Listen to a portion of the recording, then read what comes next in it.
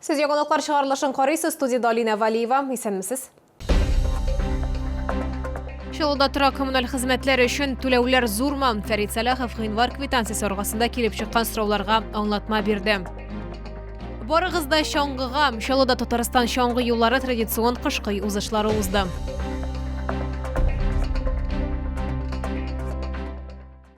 Берничә көн рәттән Татарстанда коронавирус белән авыручылар саны буенча рекорд куя. Иншалла, шулай ук авырулар рекорды буенча калышмый. Уларга һәм балаларга вакцинация ясаудан дәвам итәм. Лилия Гатина әлеге тема турында тулырак.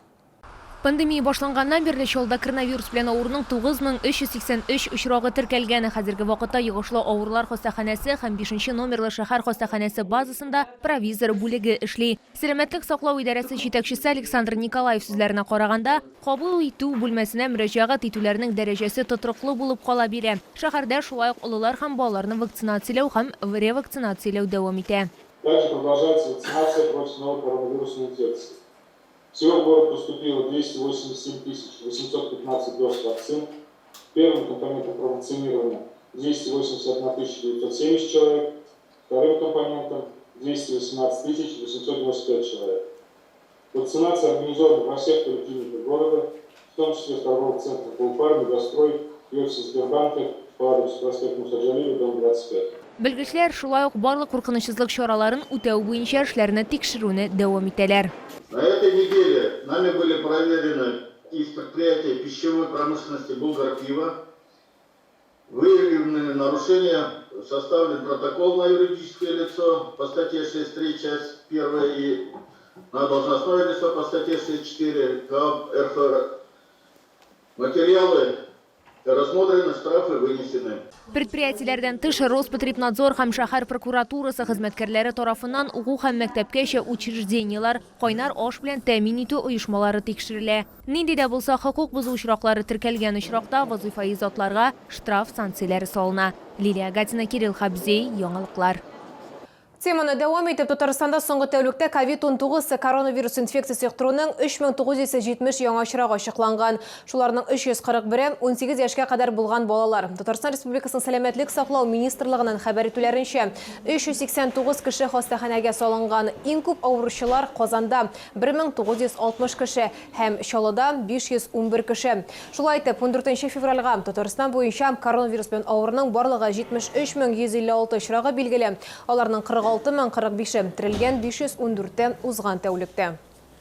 Шалуда тора коммуналь хезмәтләр өчен түләүләр зур түгел. Шәһәр башкарма комитеты җитәкчесе Фәрит Салахов шулай дип белдерде. Аның сүзләренчә, Шаллы халкы бер квитанция гына ала. Анда бөтен исәпләүләр дә кертелгән. Башка шәһәрләрдә исә кешеләргә берничә түләү кәгазе тапшырыла. Фәрит Салахов шулай ук гыйнвар квитанциясе аркасында килеп чыккан сорауларга да аңлатма бирде. На пенсию платить такие суммы это невозможно. Декабрьдә 7,500 сум түләсә, гыйнвар өчен 1,500-га күбрәк. Торак коммуналь хуҗалыгы хезмәтләре өчен квитанциягә карап ушлар китә, ди Светлана Талипова. Пенсия күләме ни бара 10,000 сум. Акча җиткереп булмый. Шуңа күрә пенсия яшендә дә эшләп йөрергә мәҗбүр, ди шәһәрдәшебез. Как мне жить в этой ситуации? Как платить? Вообще, если не трудиться, как остаться вот на эту пенсию и выплачивать коммунальные услуги? А дальше? Вообще кушать не нужно, что ли? И лекарства пенсионерам не нужны совсем. Торак коммуналь хезмәтләр өчен түләүләр темасы хәзер актуаль. Аеруча җылылык өчен соннар бик күп сораулар тудыра. Квитанциядәге язулар белән килешмичә 130-дан артык шәһәрдә Шаллы башкарма комитетына мөрәҗәгать иткән. Проблемага башкарма комитет җитәкчесе ачыклык кертте. Аның әйтүенчә, зур соннар һава температурасы белән бәйле. Әйтик, декабрьдә уртача һава температурасы 4-5 градус булса, гыйнвар аенда 11,5 булды. Соответственно, понижение среднемесячной температуры на 7 градусов дает, безусловно, рост именно той строки, которая у нас говорит о теплоснабжении. И в среднем по городу именно оплата за теплоснабжение наших жилых квартир составила с ростом 4,4%. Автозавод муниципаль идарә итү компаниясенә караучы йортларга түләүләрен кабаттан киметеп исәпләячәкләр. Арифметик хата киткән, дип белдерде башкарма комитет җитәкчесе Фәрит Салахов. Лилия Хабибҗанова, Эльмира Гайнетдинова, яңалыклар. Şehirde Tataristan şangı yolu 2022 tradisiyon şangı yarışları ötті. Üsü küşlerin 12 mindən artıq şehirde sınadı. En birinçilerden bulup 300 metr distansiyini mektepkeşe yaştagi balalar ötті. Aldınғы irat sportçular için 5 kilometr, xатын kızlarga 3 kilometr distansiya әзірленді. Şangı yarışları bilen profesyonel şıgılanmavşiler 2 kilometr oranı öterge tüyüş buldu. Prizli urun yaulagan şehirdeşlerge maqtavlı qağız, kubuk hem bulekler tapşırıldı. Birinci tapkır katnaşığımda keyifler heybet. Надеюсь, все будет нормально. Захватывают прям каждый день. Даже жить охота. Кроме, если ухожу на горнолыжку, значит меня здесь нет. Şehrimizde kar mototsikli hem snowbike'da yürü crossu boyunca Россия чемпионаты da o'tkazildi. Bu yıl Uşalıda ikinci tapkır uzdi. Yamal, Urengoy, Xanты-Mансийsk, Sakhalin yarışlarga ilning turli төбәкләреннән usta uzishchilar keldi. Bundan tыш үз ustalıklarini Şollı komandası da күрсәтте. Гашыклар көне уңайна Шишмә халыклар дуслыгы йорты мәхәббәт хакына исемле үзенчәлекле чара уздырды. Әзербайҗан, Мари, Чуваш, Әрмән, Крәшин, Татар, Һинд, Удмурт барлыгы 10 милли җәмгыять вәкиле туй йолалары белән таныштырды. Әйтик, әзербайҗаннар яшь киленне учак буйлап 3 тапкыр йөртәләр. Шул рәвешле бөтен кайгы хәсрәтләр утта яначагына ышаналар. Чуваш халкында исә кияүгә чыккач яшь киленнең баш киемен алыштыралар. Шул вакыттан бирле хатын-кызга чәчләрен күрсәтергә ярамый. Һәр милләтнең үз традициясе искәртергә кирәк. Үз иленнән читтән төрле милләтләр арасында яшәүенә карамастан, һәр халык үз йолаларын онытмый.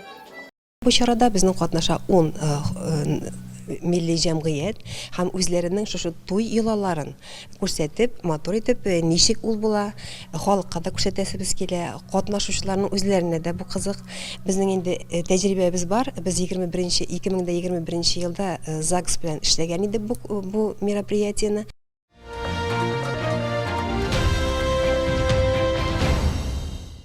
Җитештерүдә яңа мөмкинлекләр һәм өстәмә эш урыннары. Акбарс судно төзү корпорациясе акционерлык җәмгыяте составына керүче Акбарс металл предприятиесендә тантаналы чара узды. Реконструкциядән соң металл конструкциясен цинк белән каплап ясау цехын ачып җибәрделәр. Тулырак киләсе материалда. 3, 2, 1, запускаем! Менә ул көтеп алынган һәм Акбарс металл предприятиесе тарихында истәлекле мизгелләр. Цинклы продукция җитештерүгә старт бирелде.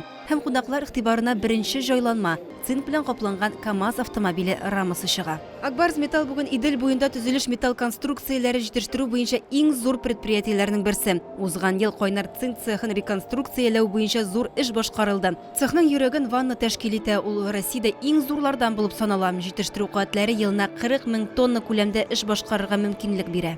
Акбарс Металл продолжает производить металлоконструкции на таких крупных строительных площадок, как Амурский газохимический перерабатывающий комплекс, ПАО Нижнекамский этилен-600, ну и космодром Восточный. Цех ачылу көнендә җитештерүгә зур өлеш керткән завод эшчеләрен тәбрикләделәр. Һәм чараның иң мөһим өлеше Акбарс Металл һәм Туймазы автобетонавозлар заводы үзара хезмәттәшлек турында килешү төзеде.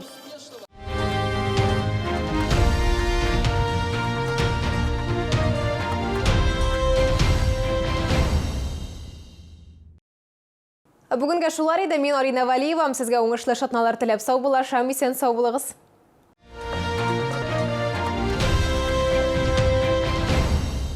Приглашаем на Камский промышленный форум 2022 и специализированные выставки в рамках него с 15 по 18 февраля в ВЦ «Экспо Кама». С 11 по 28 февраля ТЦ на Пушкинской шубы из норки и мутона, дубленки, скидки до 50%. Меняем старую шубу на новую.